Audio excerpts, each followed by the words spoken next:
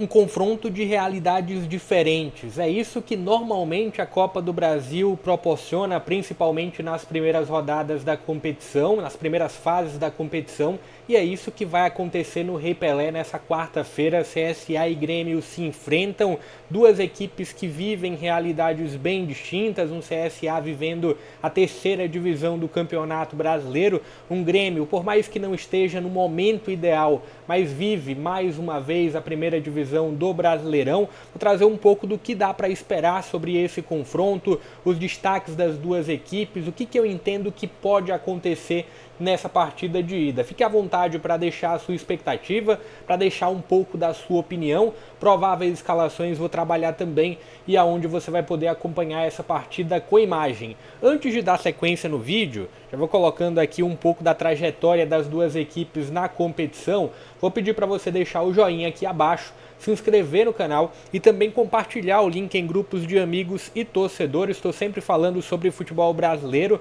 em grande parte nas últimas semanas falando muito mais sobre as divisões de acesso, Série B, Série C, do que a Série A, mas tem Copa do Brasil em destaque, enfim, tem muito futebol brasileiro por aqui. Então se inscreve no canal e deixa o like, me ajuda a chegar à próxima meta dos 8.000 inscritos. E bora lá, começando com o ponto de... São realidades diferentes, as duas equipes elas voltam a se enfrentar depois de 3 temporadas. A última vez que CSA e Grêmio se enfrentaram foi lá em 2022 pela Série B. E no Rei Pelé o Grêmio não venceu, o Grêmio empatou. E também teve o fator do jogo na Série A de 2019, onde o Grêmio não venceu em Maceió, mas nas duas oportunidades, tanto no jogo no Rio Grande do Sul, na Série A como na Série B, o Grêmio levou a melhor. É muito claro que a gente tem um favoritismo do Grêmio, avaliando os confrontos ida e volta, somando os 90 minutos, a gente tem um fator de um favoritismo do Grêmio, pelo fator de investimento, pelo fator de elenco, apesar de ser um Grêmio que teve que fazer mais correções de rota do que o CSA. CSA teve uma proposta inicial de ter o trabalho do Igor Magalhães, teve um início de ano, o Igor que teve um trabalho relativamente bom no Vila Nova, teve um início de ano em que o torcedor do CSA não via há muito tempo. O CSA começou com 100% de aproveitamento, conseguindo superar o CRB inclusive, mas depois vieram alguns tons de desequilíbrio, alguns tons de baixa. Na Copa do Brasil, passou com muita facilidade sobre o Boa Vista e com alguma tranquilidade sobre a Tunaluso. O jogo contra o Boa Vista foi em Saquarema, no Rio de Janeiro. O jogo contra a Tuna foi em Maceió.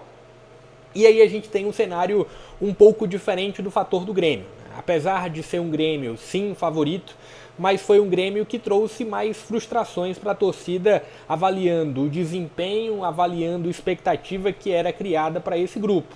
Tudo bem, na minha avaliação é um grupo um pouco mais frágil do que o Grêmio teve nas últimas temporadas, mas era imaginado, pelo menos, um Grêmio conseguindo uma classificação mais tranquila contra o São Raimundo. Não aconteceu isso, conseguindo uma classificação, coloquei até o Grêmio aqui, foi o Atlético na segunda fase da competição. Deixa eu ver se eu acho aqui o escudo do Atlético. E não foi isso que aconteceu. Foi um Grêmio que teve muita dificuldade para ultrapassar sobre a equipe mineira jogando em São João del Rei. Então foram realidades diferentes no início da competição também. O CSA conseguindo ultrapassar as barreiras com alguma facilidade e um Grêmio que naquele momento ainda não era comandado pelo Mano, com muitas dificuldades, e aí veio a troca no comando técnico. O Mano chega, talvez para tentar girar um pouco a chave, para apagar um incêndio que vinha se anunciando nessa equipe gaúcha.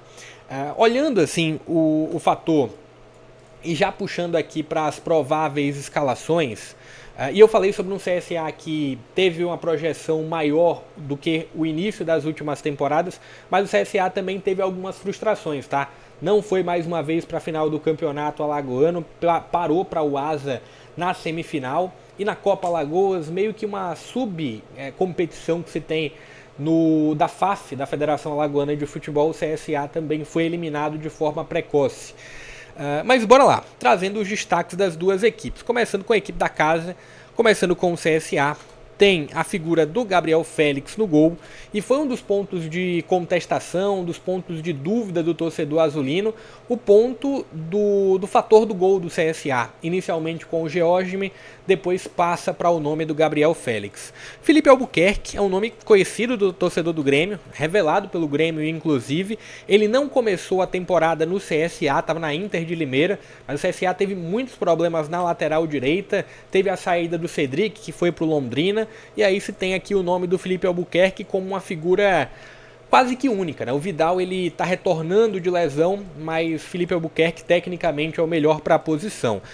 Betão e Marcão, dupla de zaga jovem do CSA, e aí é um ponto de alguma dúvida até que ponto essa dupla vai conseguir suportar a experiência do outro lado, o fator técnico do outro lado.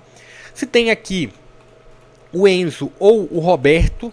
Roberto é um nome que carrega um pouco mais de experiência ao lado do Felipe Albuquerque nessa linha de zaga.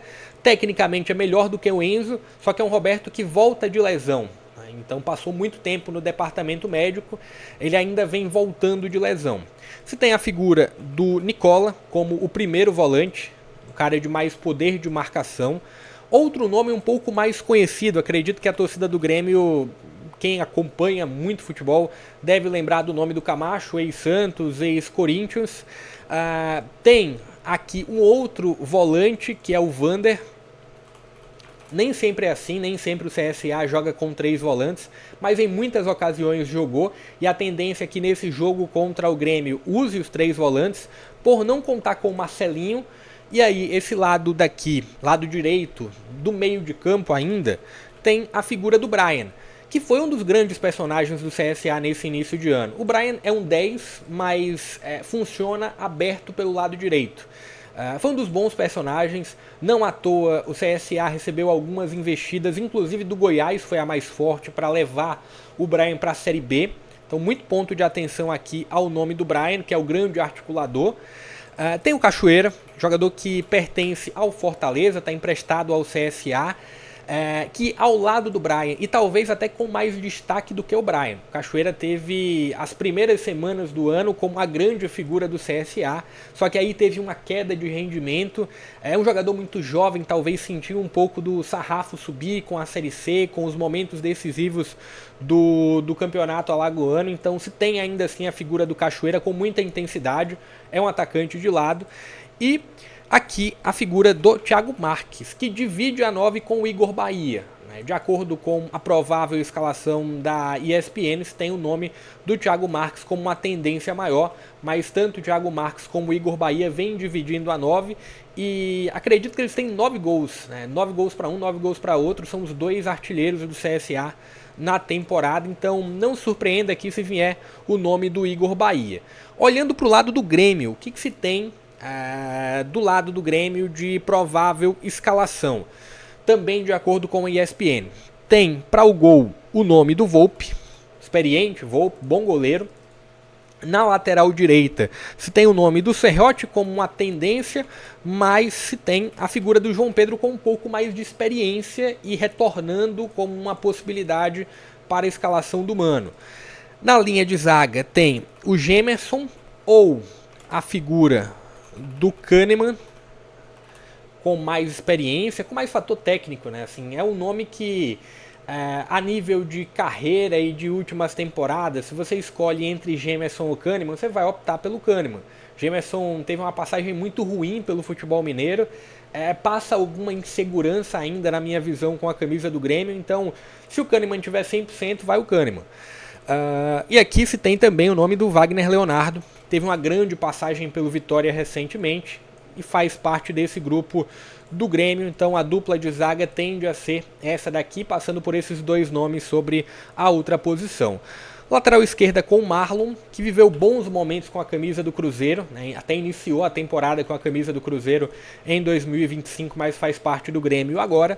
No meio de campo tem Dodi, como um dos homens mais de poder de marcação, de poder de saída de jogo também, assim como o Vila Sante, como uma das grandes figuras técnicas desse Grêmio.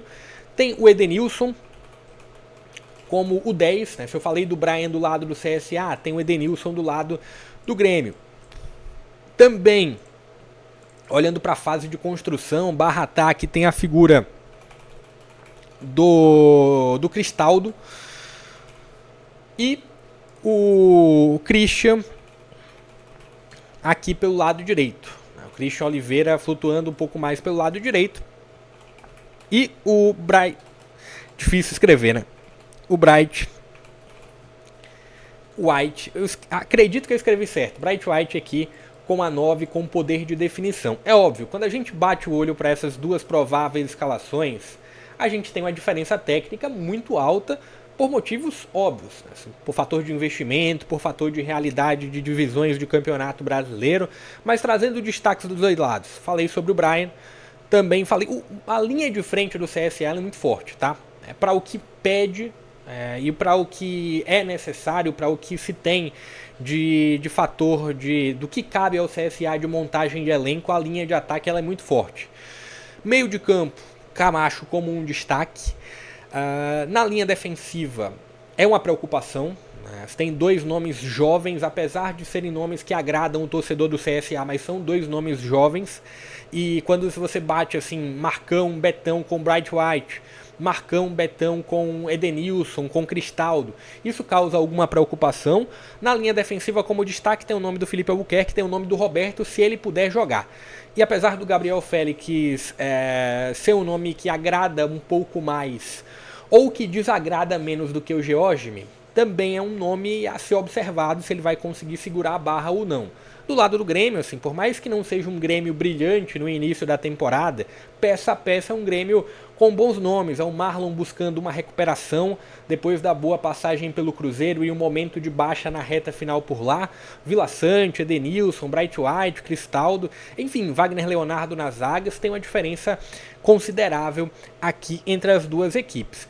E só para mostrar para vocês o que eu falei sobre o histórico, né? 2-0 para o Grêmio no último confronto pela Série B em 2022, jogando no Rio Grande do Sul, mas em Maceió terminou empatado. 2-1 para o Grêmio jogando no Rio Grande do Sul em 2019 na Série A, 31ª rodada, e 0-0. Então o Grêmio não venceu em Maceió. Aqui se tem um ponto de informação sobre o Brasileirão de 75, mas apesar do Gol ser um portal confiável, eu gosto muito de olhar os recortes mais recentes, tá? Que às vezes pode ter uma outra informação. Então 2019 e 2022 dá pra gente confiar. O Grêmio não venceu em Maceió, mas o CSA não conseguiu pontuar no Rio Grande do Sul. Então aqui eu vejo muito esse ponto, sim. É Copa do Brasil, traz um elemento ali de uma possível surpresa. Vou falar sobre transmissão, tá? Onde você vai poder acompanhar esse jogo com imagem. É Copa do Brasil, é um jogo que naturalmente, por ser mata-mata, ele traz o imprevisível, traz o elemento do imprevisível como um fator importante.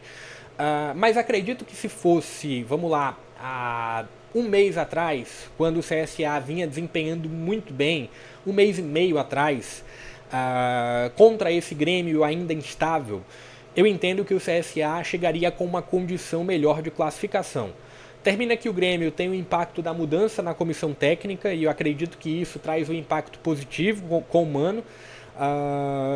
Tem o fator do jogo ida e volta, que isso para o lado do favorito traz uma margem de erro um pouco maior, mas assim, futebol está em aberto. A minha expectativa é de um favoritismo do Grêmio, mas nesse jogo do Rei Pelé não me surpreenderia um resultado favorável ao CSA. O estádio deve ter um grande público, não o maior possível, porque o maior possível na verdade, né? Assim, o estádio passa por algumas reformas, então a capacidade total que se tem do estádio Rei Pelé não deve ser alcançada por conta das restrições de segurança. Mas vamos ver como o CSA se comporta. Na Série C o CSA não perdeu, foram 2 empates, um contra o Anápolis, outro contra o ABC fora de casa, e uma vitória contra o Náutico jogando no Rei Pelé, que foi o último jogo, inclusive. Isso pode trazer algum impacto de uma moral que pode surgir a mais para o CSA, e é um Grêmio que vem ainda nesse período de adaptação ao novo trabalho. Antes de falar onde vai passar esse jogo, trazer essa informação para vocês, vou pedir para você deixar o joinha, se inscrever no canal e compartilhar o link para mais conteúdos como esse. Transmissão, tá? Transmissão do Amazon Prime, exclusivo do Prime. Então, se você não pode ir ao Repelé, se você não tem como acompanhar do estádio, você pode acompanhar pelo Prime Video com a imagem. Vou ficando por aqui, não sai do vídeo sem deixar o like, sem deixar a sua inscrição, me ajuda a chegar aos 10 mil inscritos. Tamo próximo. Até a próxima.